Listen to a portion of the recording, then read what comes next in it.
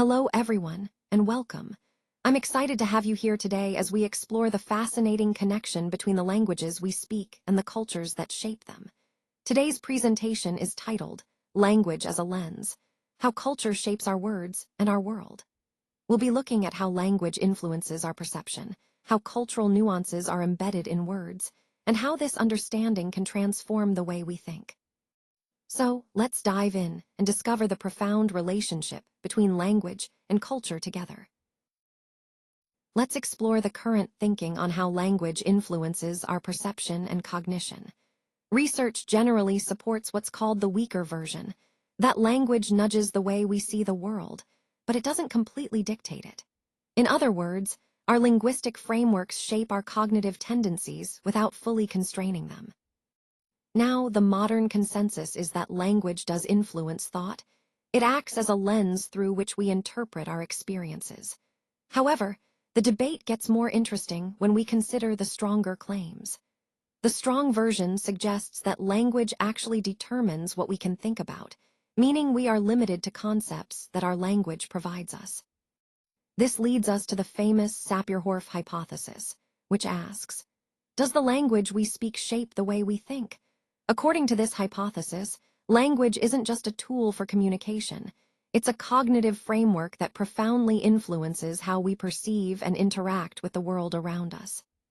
So, the core idea here is that our language can shape our perceptions and thought processes, forming a sort of mental map that guides how we understand reality. This concept is central to understanding how language impacts cognition and, ultimately, our experience of the world. Let's explore how different languages divide the color spectrum in unique ways. Research shows that these distinctions aren't just about words. They actually influence how we perceive, categorize, and remember colors. In other words, the words we have available can literally shape what we see. Now, moving to the next point, seeing through language. Take Pormpuraaw in Australia, for example. The Aboriginal languages there don't use relative terms like left or right. Instead, they use absolute cardinal directions: north, south, east, and west. Because of this, speakers develop an almost instinctive sense of direction, always aware of where they are in relation to these cardinal points.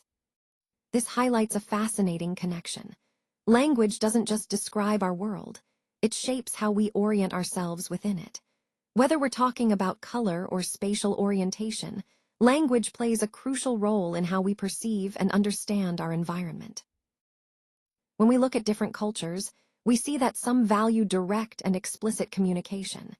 They see it as a sign of honesty and efficiency.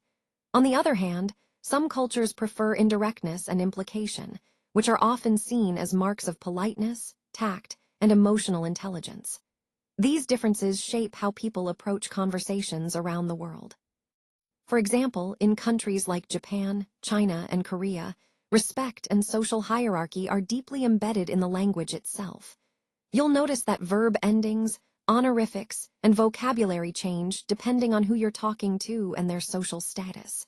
This reflects a core cultural value: harmony and deference.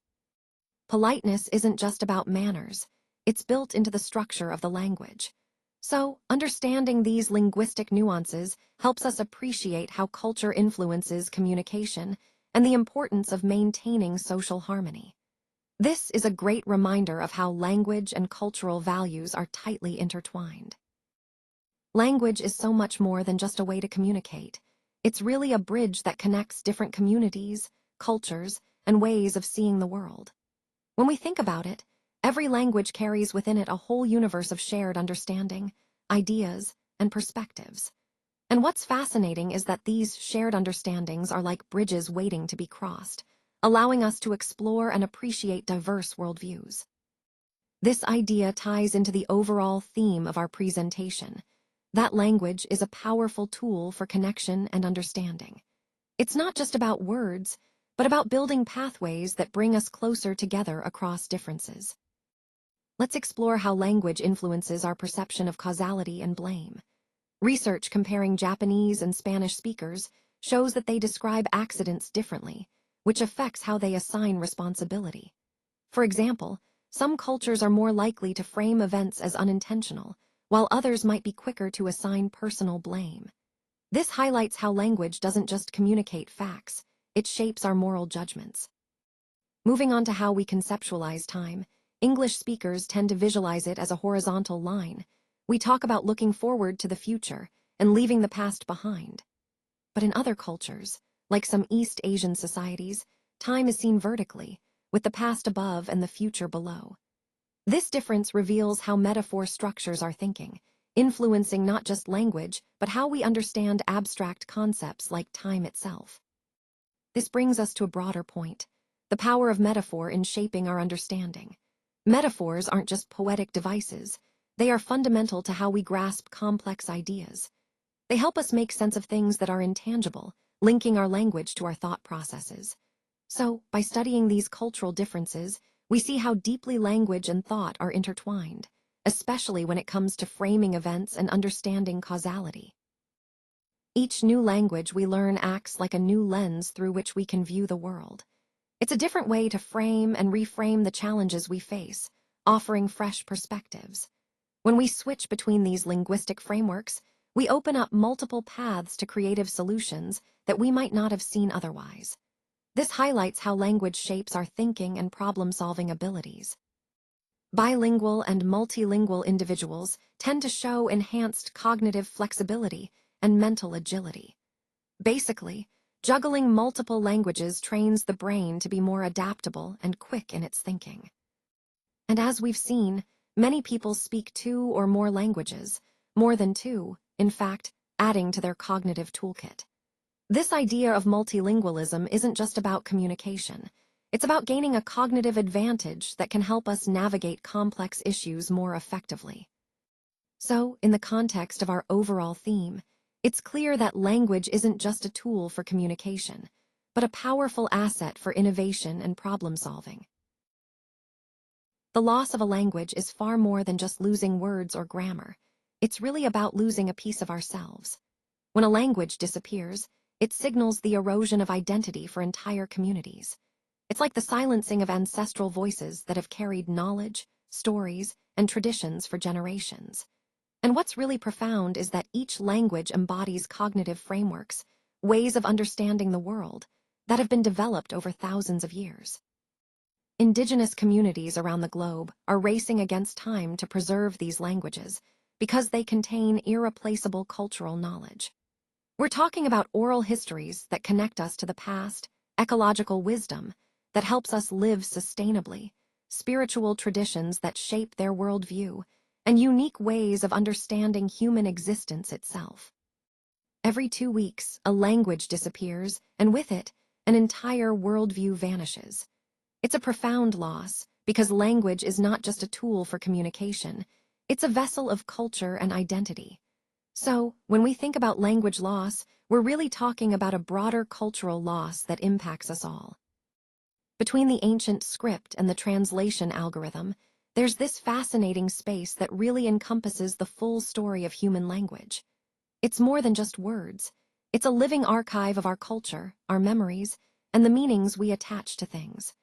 And what's truly remarkable is that this archive is constantly evolving, adapting as we do, yet it always reaches back, connecting us to our roots. Think of it as a dialogue between the past and the future. The echoes of those ancient scripts remind us where language began, while the voices of the future show us where it's headed. This ongoing conversation is what makes language so powerful and so uniquely human. It's not just about communication, it's about identity, history, and connection across time. So, in a way, our journey through language is about understanding ourselves better, recognizing how we carry the past with us, and how we shape the future with every word we speak. It's this dynamic, living nature of language that ties everything together in the broader story we're exploring today. Language and culture are never static. They are in a constant state of change. They co-evolve through a dynamic, reciprocal dance where each continually influences the other. Recognizing this is really crucial because it helps us foster cross-cultural understanding. It allows us to appreciate the incredible diversity of human cognition and expression.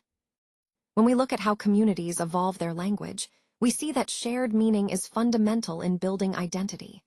Words are more than just labels, they carry collective history and values. Culture, in turn, creates the words we use, shaping the way we think and communicate. And language, on its side, influences our values and perceptions. All these points come together in this intertwined dance, where language and culture are constantly evolving together, shaping and reshaping each other over time. This ongoing process underscores how fluid human culture and communication really are, and it reminds us of the importance of understanding these dynamics in our interconnected world.